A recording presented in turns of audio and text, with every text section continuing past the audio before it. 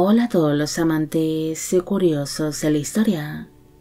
Bienvenidos a mi canal. Hoy os traigo la vida de María Anna Walewska. Ella fue una condesa florentina que acabaría manteniendo una relación muy estrecha con los últimos emperadores de Francia, convirtiéndose en una de las mejores amigas de la emperatriz Eugenia de Montijo y en una de las amantes oficiales del emperador Napoleón III.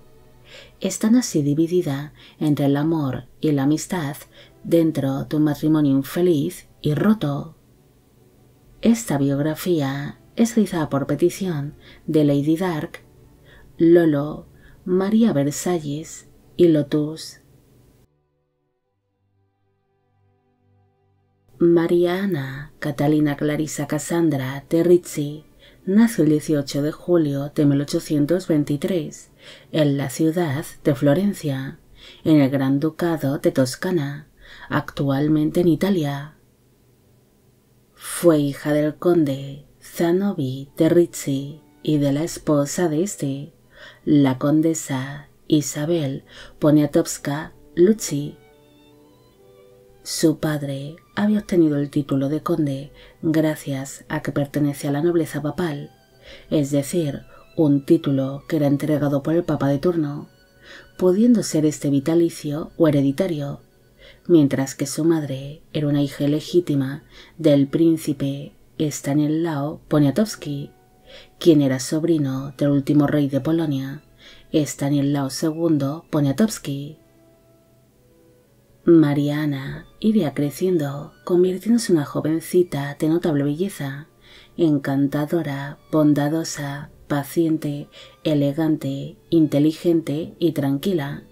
destacándose especialmente su buen porte, sus cabellos rubios y su mirada serena. La muchacha pronto empezó a frecuentar los bailes y las reuniones de la alta sociedad florentina, con la idea de encontrar un buen casamiento, quedando así comprometida con Alejandro José Colonna Walewski, un diplomático y político franco-polaco que ejercía como ministro plenipotenciario en Florencia, además de que era conocido por ser uno de los hijos ilegítimos que había tenido el emperador Napoleón Bonaparte con una de sus amantes, la condesa polaca María Walewska. Su prometido, Alejandro José, había enviudado hacía ya algunos años de su primera esposa, Lady Catherine Montague, hija de los condes de Sandwich, naciendo de este matrimonio dos hijos, los cuales fallecieron prematuramente. Por esta razón, su prometido era viudo y sin hijos en el momento en el que se empezó a negociar su futuro casamiento. El 4 de junio de 1846 se celebró la boda entre María Anna y el conde Alejandro José en la ciudad de Florencia. Para entonces ella tenía 22 años de edad en el momento de la unión y él 36. El matrimonio vivió por algunos meses entre las ciudades de Florencia y de París. Después, por los motivos laborales de su esposo, la pareja se embarcó hacia Argentina, llegando a la ciudad de Buenos Aires el 9 de mayo de 1847, siendo allí recibidos por el gobernador de Buenos Aires, Juan Manuel de Rosas. Pero para ese momento, María Anna ya se encontraba en avanzado estado de gestación, alumbrando 3 días después de su llegada a Buenos Aires a una niña que se llamó Isabel. Pero aquella niña nació demasiado débil, tal vez a causa del largo viaje en barco que habían realizado los condes. Al alumbrar a una niña tan débil y delicada, el gobierno de Buenos Aires pusieron a su disposición una serie de médicos y de cuidadoras que velaron por el cuidado de aquella recién nacida. Pero la pequeña Isabel falleció apenas 2 meses después de su nacimiento. Aquella dolorosa pérdida fue muy dura para María Anna, especialmente cuando el matrimonio tuvo que regresar a Florencia poco después, dejando el cuerpo de su pequeña Isabel en Buenos Aires, debido a que fue enterrada en el cementerio de la Recoleta. María Ana se mostraría reacia a volver a acompañar a su marido en sus misiones diplomáticas, tal vez por la dolorosa pérdida de su hija Isabel, al acompañar a su marido en aquel largo viaje a Argentina. Por esta razón, ella permaneció en Florencia, mientras su marido seguía ejerciendo su cargo como diplomático y embajador francés, acompañándole tan solo durante algún que otro viaje que éste realizó a París. Durante su estancia en Florencia, la condesa alumbró a varios hijos más. En 1848 nació Carlos Zenobio Rodolfo, quien desempeñaría una carrera militar, y en el año 1849 nació Catalina Isabel Elisa, quien logró llegar a anciana.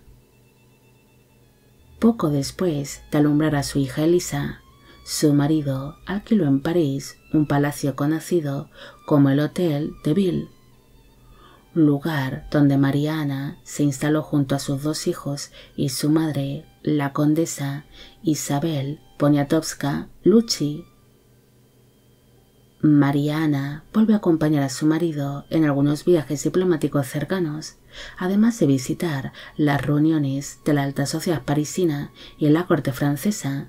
donde rápidamente captaría la atención de los presentes, siendo descrita como una dama hermosa, alegre, inteligente, amable, agradable y encantadora. La condesa acabaría siendo elegida para ser una de las 12 damas de compañía que llegó a tener la emperatriz Eugenia de Montijo, convirtiéndose enseguida en una de sus mejores amigas.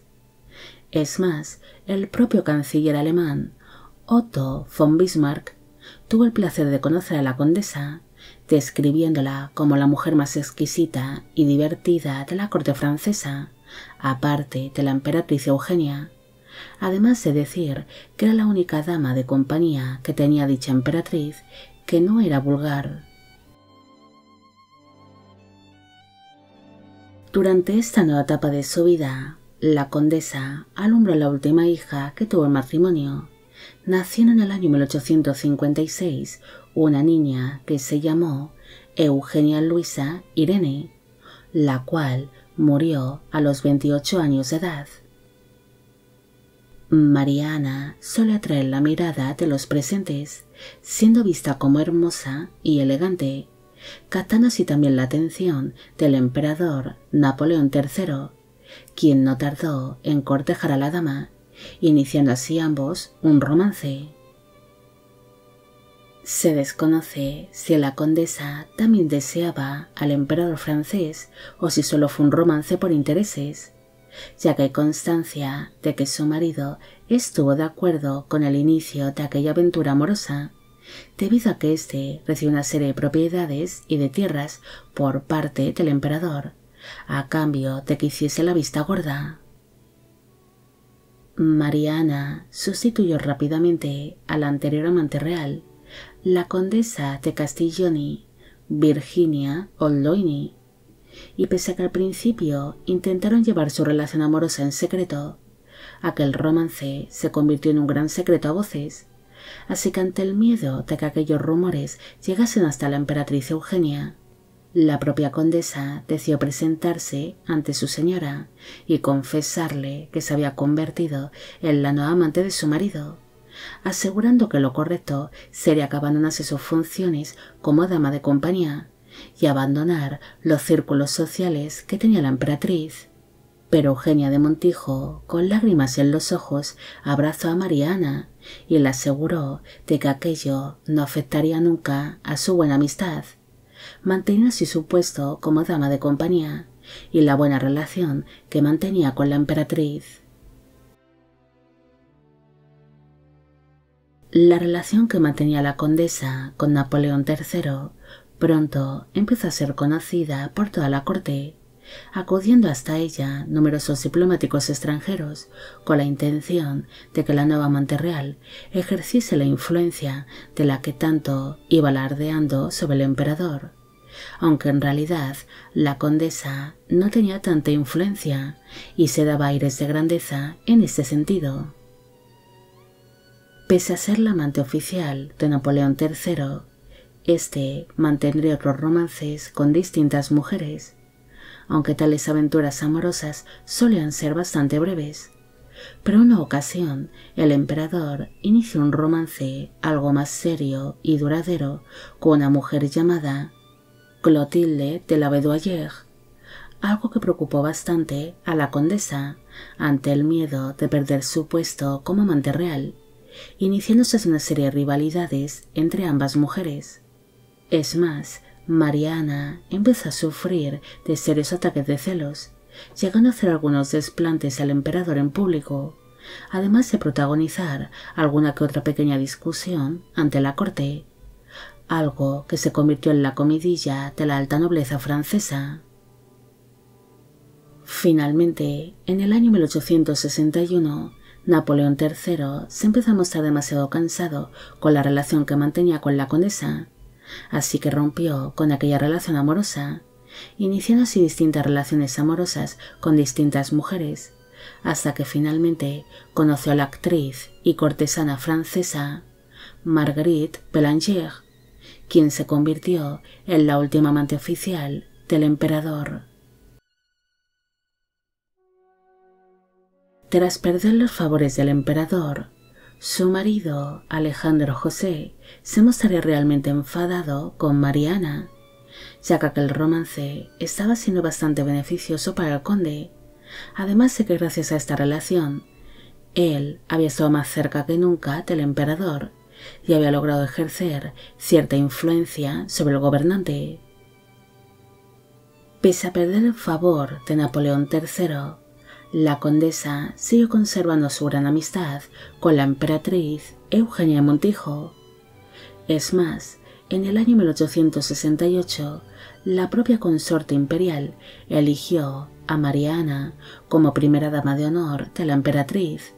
sustituyendo así a la duquesa Pauline de Bassano, ocupándose de supervisar a las demás damas de compañía, de acompañar a la emperatriz durante su día a día, de gestionar su agenda personal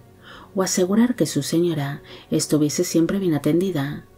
además de controlar tanto el guardarropa, el monedero y las joyas de la emperatriz. Pocos meses después de que el emperador decidiese romper su relación amorosa con Mariana, su marido, el conde Alejandro José, falleció a causa de un derrame cerebral mientras se encontraba en la ciudad de Estrasburgo, un hecho que causó que el emperador Napoleón III decidiese mandar una carta de consolación a su viuda,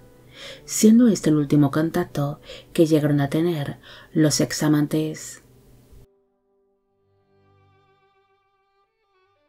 En el año 1870 llegó a su fin el Segundo Imperio francés, algo que ocasionó que la familia imperial francesa tuviese que partir al exilio al proclamarse la Tercera República Francesa, instalándose así en Inglaterra.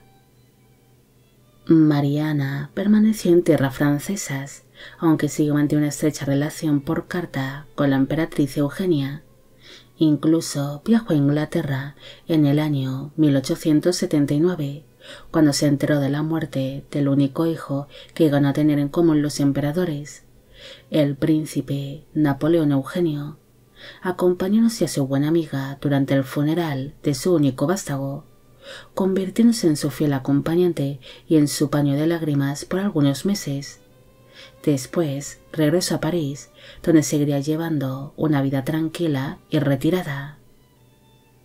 Finalmente, la condesa acabaría falleciendo el 18 de noviembre de 1912 en su casa de París a los 89 años de edad, y sus restos mortales descansan en el cementerio de Père-Lachaise de París, en Francia.